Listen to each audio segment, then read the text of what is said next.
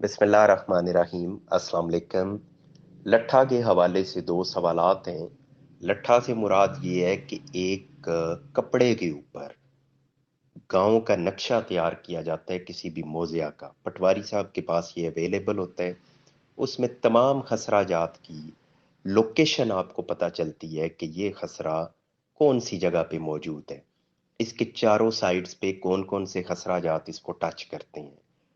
इस मोज़िया के अंदर रोड कहाँ से गुजरती है, कौन से खसराजात रोड के ऊपर वाक़ हैं, ये आपको सारी डिटेल उससे मिलेगी। सेकंड क्वेश्चन इसका ये था कि सुर्ख स्याही से जो नंबर लिखे होते हैं वो कौन से हैं और ब्लैक स्याही से कौन से नंबर हैं। तो सुर्ख स्याही से आपको खसरा नंबर मिलेगा।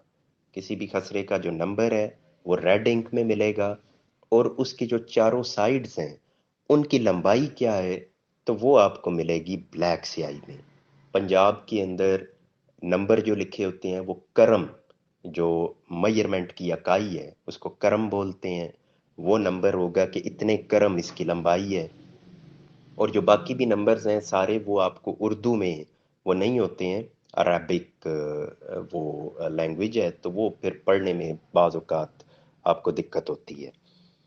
नेक्स्ट इसमें बल्कि फर्दर एक और ऐड कर दूं कि ये तफसील आपको पटवारी साहब के पास भी मिलती है और ये आपको रिकॉर्ड रूम में भी मिलती है। वहाँ जो नक्शा मौजूद होता है उसको मसावी कहते हैं। आपको नकल चाहिए हो तो आपको वहाँ से अटेस्टेड नकल मिल जाती है। नेक्स्ट एक भाई पूछते हैं कि मैंने रजिस्ट्री करवानी है और मुझे बताया ये गया है कि आपको रकबा खाना काश्त में से मिलेगा, जबकि बेचने वाला जो है उसका नाम खाना मलकियत में है, फ़र्द भी खाना मलकियत से जारी हो रहा है। तो मुझे वो कहते हैं कोई पैसे दें तो आपको हम खाना मलकियत में कर देंगे। तो जितनी जनाब आपने बात बयान की मेरा ख्याल है आपको कोई कंफ्यूज कर रहा है। जब फ़र्द खाना मलकियत में से मिल रहा है, बेचने वाले का नाम खाना मलकियत में है, तो आप भी खाना मलकियत में ही जाएंगे। खाना काश्त बीच में से किधर से आ गया। वो शायद किसी ने आपसे कोई अमाउंट लेनी है तो इसलिए कोई इस तरह की बात आपसे कर रहे हैं। अदरवाइज जितनी आपने बात बयान की ये इसमें कोई टेक्निकली आपका उधर कोई ऐसी रुकावट नहीं है कि आपको खाना काश्त में डाला जाएगा और उसको दुरुस्त कराने के लिए आपको पैसे अदा करने पड़ेंगे। आप खाना मलकियत में से जब खरीद रहे हैं आपका नाम भी उधर ही आएगा, ऑटोमेटिकली आएगा। उसके लिए आपको कुछ करने कराने की भी ज़रूरत नहीं है। बाकी अगर टेक्निकली कोई नुक्स है आपके डॉक्यूमेंट्स के अंदर जिसकी दुरुस्तगी के लिए कोई आपसे पैसे मांगे जा रहे हैं तो वो तो फिर आपके डॉक्यूमेंट्स ही बताएंगे कि उसके अंदर क्या नुक्स है। बाकी यहाँ मैं एक बात जो इन दिनों मुझे रिपीटेडली करनी पड़ रही है वो ये है कि जनाब आप जब खरीदारी करने जा रहे हैं, आपने जब 50 लाख रुपए की प्रॉपर्टी खरीदनी है तो उसमें तकरीबन 50,000 आपने रिश्वत अदा करनी है। वो आप राजी खुशी अदा करते हैं। कोई भी खरीदार है वो बड़ी खुशी के साथ रिश्वत अदा करने पे तैयार होता है क्योंकि उसको पता है इसके बगैर मेरी रजिस्ट्री नहीं होनी। जहाँ जनाब आप वो अदा करने पे तैयार हैं वहीं जब मैं कहता हूँ कि आप जाके किसी वकील साहब को मिलें, उनसे आप एक बार राय ज़रूर लें, उनसे डिस्कस करें। डॉक्यूमेंट्स अगर वो समझते हैं तो उनको डॉक्यूमेंट्स भी चेक करवा दें। फिर उनसे ये टेक्निकलिटीज़ जान लें कि मैं रजिस्ट्री करवाने जा रहा हूँ, इसमें मुझे कौन सी एहतियात करनी चाहिए। बहुत सा नॉलेज मैंने कोशिश की है इस हवाले से मैं अपने चैनल पे शेयर करूं। और आप अगर मेरी ये रिकॉर्डिंग सुन लें तो आपको अच्छी खासी गाइडलाइन मिल जाती है। Even then case to case फ़र्क होता है तो जनाब आपको मिलना चाहिए। मैं वकील हूँ, मैं तो वकीलों की फेवर में ही बात करूंगा कि जनाब जहाँ आप रिश्वतें देते हैं वहाँ आप जाके वकील साहब को क्यों नहीं मिलते, उन्हें इंगेज क्यों नहीं करते, उनसे रहनुमाई क्यों नहीं लेते। या अगर आपको थोड़ी बहुत किसी वकील साहब को फ़ी अदा करनी पड़ जाए, कंसल्टेशन चार्जेस, तो वो लोगों को बड़ी तकलीफ देती हैं कि हम ये मशवरा लेने जाएं तो क्यों जाके कोई चार्जेस अदा करें। जनाब जब रिश्वत देते हुए आपको कोई इशू नहीं है तो वकील साहब तो आपसे कोई रिश्वत नहीं ले रहे, वो तो आपसे सर्विस चार्जेस ले रहे हैं। आप उनसे मिलेंगे वो आपको गाइड करेंगे। वही मशवरा आप जाके उनसे फ्री में लेंगे अगर, तो वो आपको फ्री में उतना कुछ ही बताएंगे जितना वो को फ्री में आपको बता सकता है। लेकिन जब उन्हें पता होगा कि आपने जाके कंसल्टेशन उनसे लेनी है, उसके चार्जेस अदा करने हैं, वो आपके डॉक्यूमेंट्स भी देखेंगे, वो आपको बुकिश नॉलेज शेयर करेंगे کہ جناب کتاب کے مطابق آپ کو اس طرح سے چلنا چاہیے۔ اس میں بالکل سمپل اسی طرح سے ہے کہ آپ ڈاکٹر کو فیس جا کے کس بات کی دیتے ہیں؟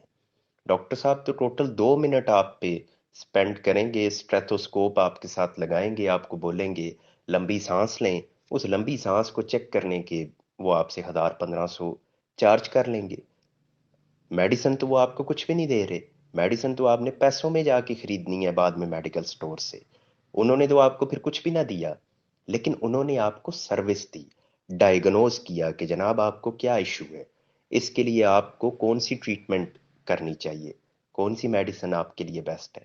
لیکن جب اس سائڈ پہ معاملہ آتا ہے، صرف آپ یہ زمینوں کے میٹر کو چھوڑ دیں، آپ کا کوئی لڑائی جھگڑا ہو گیا ہے، پھر بھی لوگ کیا کریں گے؟ جا کے تھانے میں اپلیکیشن دے آئے ہیں، اس میں بھی کسی وکیل صاحب سے رہنمائی نہیں دی۔ پھر اگر کسی نے آپ کے اگینسٹ اپلیکیشن دے دیا، آپ کو بلا لی ہے پولیس نے، پھر بھی لوگ چلے جائیں گے۔ بعد میں جب ایشو بڑھ جاتا ہے پھر وکلا صاحبان یاد آتے ہیں۔ اور جناب آپ ہر سٹیپ پہ جہاں قانونی معاملات آ گئے ہیں وہاں پہلے جا کے وکلا صاحبان کو ملیں، بعد میں جب ملتے ہیں تو اس وقت آپ کا لاس زیادہ ہو چکا ہوتا ہے۔ یہ مجھے بار بار اس لیے کہنا پڑ رہا ہے کہ حیرانگی ہوتی ہے، لوگ ادھر جب کوئی انفارمیشن لیں گے میں انہیں میکسیمم جو گائیڈ کر سکتا ہوں وہ میں کروں گا، اس کے بعد میں کہتا ہوں جناب آپ جا کے کسی وکیل صاحب سے ملیں، ان کو انگیج کریں۔ پھر لوگوں کا کوشچن آ جائے گا کہ جناب اس میں آپ یہ بتا دیں، وہ بتائیں گے، پھر کوشچن آ جائے گا، 20 20 بار سوال آئے گا۔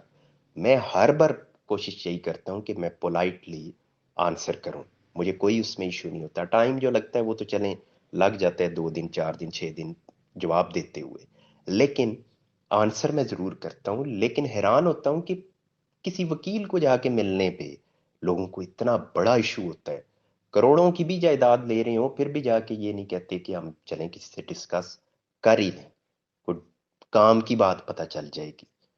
تو جناب اس لیے میں نے تو وکلا کی سائڈ سے ہی بات کرنی ہے کہ جناب آپ کو ملنا چاہیے، کنسلٹیشن لینی چاہیے، ڈسکشن کرنی چاہیے۔ ہاں اس میں ایک بات امپورٹنٹ ضرور ہے، وہ یہ کہ جب آپ وکیل صاحب کے پاس جائیں تو جس طرح کا میٹر ہو اس طرح کے وکیل صاحب کو جا کے ملیں۔ مطلب میں اگر اپنی بات کروں، میرے ساتھ کبھی کوئی فیملی میٹر ڈسکس کرے، میں تو سیدھا ہینڈز اپ کرتا ہوں، یہ چینل پہ کئی بار سوالات آتے ہیں، کہتا ہوں جناب یہ میرا شعبہ نہیں ہے۔ کرمنل نیچر کی بات کرے، مجھے پتہ ہی نہیں ہے، پتہ اس لیے نہیں ہے دلچسپی نہیں ہے، بنیادی معلومات تھوڑی بہت ہوگی، باقی ہینڈز اپ کروں گا، بولوں گا جناب یہ میرا شعبہ نہیں ہے، میں جو معلومات دوں گا وہ اوتھینٹک نہیں ہے۔ آپ جا کے ان وکیل صاحب کو ملیں جو اس طرح کے میٹرز ڈیل کرتے ہیں۔ اس لیے آپ نے بھی جب جا کے ملنا ہے تو ان لوگوں سے ملنا ہے، اگر زمین کا میٹر ہے تو ان لوگوں سے ملنا ہے جو زمینوں کے معاملات کو سمجھتے ہیں، ان سے آپ نے رہنمائی لینی ہے۔ زیادہ بات ہوگی جناب، اب نیکسٹ جو ہے وہ کسی نے پوچھا ہے کہ پلاٹ لے رہے ہیں تو اس کا انتقال کروانا ہے، تو جناب یہ پہلے آپ اپنے ذہن میں بٹھا لیں کہ جو اربن پراپرٹیز ہیں شہروں کے اندر، ان کا انتقال نہیں ہوتا، ان کی صرف رجسٹری ہوتی ہے۔ اگر آپ کو کوئی شہری علاقے میں پراپرٹی ہے اس کا انتقال کروا کے دے رہا ہے، پہلی بات ہے وہ ہوگا نہیں، لیکن اگر پھر بھی کوئی کرا کے دے رہا ہے تو آپ نے وہ نہیں کرانا، آپ نے اس کی رجسٹری کروانی ہے، رجسٹری کے بعد انتقال ہوگا۔ انتقال تو ضروری ہے لیکن وہ بعد میں ہوگا، اس سے پہلے رجسٹری ہوگی۔ اس پہ باقاعدہ جو ثاقب نثار صاحب تھے ان کے دور میں اس پہ اسٹرکٹلی پابندی لگی تھی کہ یہ نہیں کیا جا سکتا، پھر بھی اگر کہیں ہو رہا ہے تو وہ غلط ہو رہا ہے۔ نیکسٹ اس میں کسی نے پوچھا ہے کہ کنال زمین لینی ہے تو اس پہ کتنا ٹیکس ہوگا، اور اگر 5 مرلے لیں تو اس پہ کتنا ٹیکس ہے۔ وہ پتہ نہیں شاید زیادہ کوئی رقبہ لینا چاہ رہے ہیں تھوڑے اور زیادہ کوانٹٹی کے اندر۔ تو جناب اس میں آپ ذہن میں رکھ لیں کہ مرلوں کا کوئی تعلق نہیں ہے، تعلق ہے مالیت کا، کہ آپ جو پراپرٹی لینے جا رہے ہیں اس کی مالیت کتنی ہے، ٹیکس لگنا ہے قیمت کے اوپر۔ اب اگر آپ ایک جگہ شہر کے اندر جگہ لے رہے ہیں، وہ ایک مرلہ ہی 1 کروڑ روپے کا ہے، تو وہاں یہ تو نہیں دیکھا جائے گا مرلے کتنے ہیں، اور وہی آپ گاؤں میں جگہ لے رہے ہیں، وہاں ایک کنال جو ہے وہ 2 لاکھ روپے کی ہے، تو مرلوں اور کنالوں کا حساب ہو پھر تو کنال کا زیادہ ٹیکس ہونا چاہیے، لیکن ہوگا یہ کہ جو کروڑ روپے کی جائیداد ہے اس کا ٹیکس بہت زیادہ ہوگا، اور جو 2 لاکھ کی ہے اس پہ تھوڑا سا ٹیکس لگے گا۔ تو یہ مالیت کا حساب ہے۔ پھر آج کی ڈیٹ میں، آج 1 جون ہے جب میں یہ ریکارڈنگ کر رہا ہوں، تو اب نیا بجٹ آنے والا ہے، فی الحال جو پنجاب کے اندر ٹیکس ہے تو اربن پراپرٹی میں نان فائلر کے لیے 4%، 4% سے مراد یہ کہ 10 لاکھ روپے کی زمین 40,000 ٹیکس رشوت کو چھوڑ کے، اور جو دیہاتوں میں ہے وہاں اگر 10 لاکھ کی زمین ہے تو اس پہ 6% ٹیکس آج کی ڈیٹ میں۔ یہ پہلے زیادہ تھا، کرونا میں عمران خان کی گورنمنٹ نے ٹیکس کم کیے تھے۔ اب نیا بجٹ آنے والا ہے تو اس میں ممکن ہے، ہر بجٹ میں عام طور پہ ٹیکسز میں اونچ نیچ آتی ہے، تو ممکن ہے ٹیکس بڑھ جائے یا کم ہو یا یہی رہے۔ تو اس لیے میں مینشن کیا کہ آج کی ڈیٹ میں یہ ٹیکس ہیں پنجاب کے اندر، باقی صوبوں میں مختلف ہو سکتے ہیں۔ تو یہ آپ کا ٹیکس اس انداز سے اپلائی ہوتا ہے، آپ نے اپنی قیمت دیکھنی ہے، مرلوں سے اس کا سچ تعلق نہیں بنتا۔